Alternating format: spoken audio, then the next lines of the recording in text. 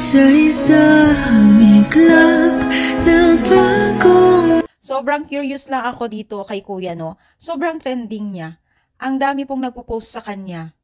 Dahil Ilocano ako at naintindihan ko yung mga salita o sinasabi ni Kuya dito sa video na ito ay parang biktima siya sa mga tanim. Dahil parang pinagbibintangan di umano itong si Kuya na nagbebenta po ng pinagbabawal na gamot.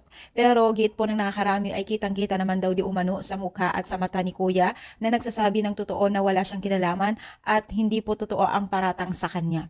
Sobrang trending ngayon ni Kuya dahil sa pag-amin din po niya ng isa sa mga anak niya o bunso niya ay nasa hospital, nasa ICU po upang nakikipaglaban po sa sakit na kanyang dinadala, no, dito sa mismong kanyang ulo o sa may utak po ng bata. Marami pong naawa sa kanya dahil bakit daw siya pa yung nabiktima sa mga ganitong klase ng ginagawa po ng mga kapulisan di umano, no.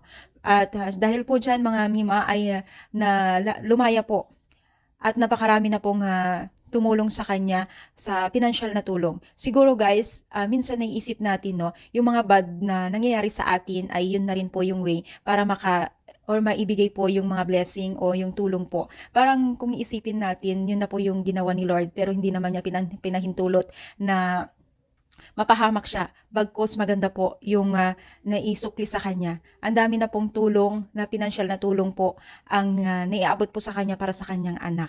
Sobrang nakakatuwa lang din. May kapalit po talaga yung mga pagsubok na nangyayari sa atin, no? Ito po ay nagsasakripisyo siya kung ano na po mga diskarte na ginagawa, nag-uuling, nagbabantay, at kung ano-ano ng diskarte para lamang po sa kanyang anak na bunso para matustusan po yung mga pangangailangan niya sa hospital, no, sa pagpapagamot ng kanyang bunso. Wala talagang napakaswerte po yung mga anak nito kasi siya po yung tatay na sakripisyo ginagawa niya ang lahat para sa kanyang mga anak. Buong buhay niya kaya niyang ialay para lamang po sa kapakanan ng kanyang mga anak. Sobrang nakakaiyak. Pero syempre nandiyan yung nakakaiyak dahil sobrang ramdam natin yung pagmamahal ni Kuya sa kanyang mga anak. So, ano sa palagay ninyo guys? Ginawa ba ni Kuya ito? I-comment down, palike po ang ating videos. Thank you and